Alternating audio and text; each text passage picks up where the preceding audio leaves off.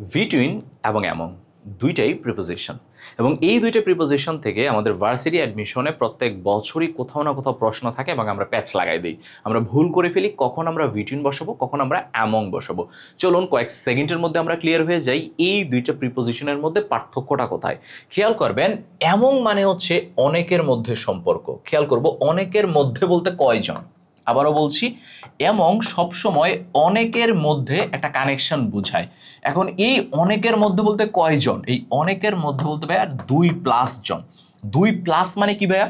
2+ মানে হচ্ছে 2-এর বেশি। 2-এর বেশি মানে কত ভাইয়া? 2-এর বেশি মানে 3 হতে পারে, 5 হতে পারে, 300 হতে পারে, 3 লাখ হতে পারে, 3 কোটি হইতে পারে।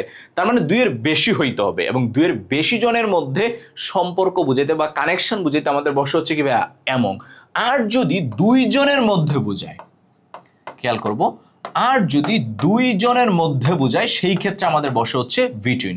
তাহলে আমরা খেয়াল করব, 2-এর বেশি জনের মধ্যে কানেকশন তাহলে এমং, 2-এর মধ্যে কানেকশন তাহলে আমাদের কি বসবে? তাহলে আমাদের বসবে হচ্ছে বিটুইন। যেমন আমরা যদি লক্ষ্য করি ভাইয়া, খেয়াল করব, the prize was shared among the players, বলেছে পুরস্কারটা প্লেয়ারদের মধ্যে ভাগ করে দেওয়া হয়েছে। এখন আমরা জানি প্লেয়ার্স আছে প্লুরাল, এখন কতজন খেলোয়াড়?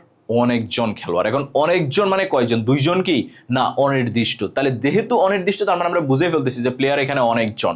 যেহেতু প্লেয়ার অনেকজন, এই জন্য তাদের মাঝখানে কি বসবে? তাদের মাঝখানে বসবে হচ্ছে ভাইয়া অ্যামং।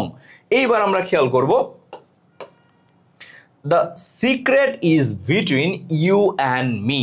বলেছে এই যে সিক্রেট কথাটা বা এই গোপন কথাটা কার মধ্যে থাকবে?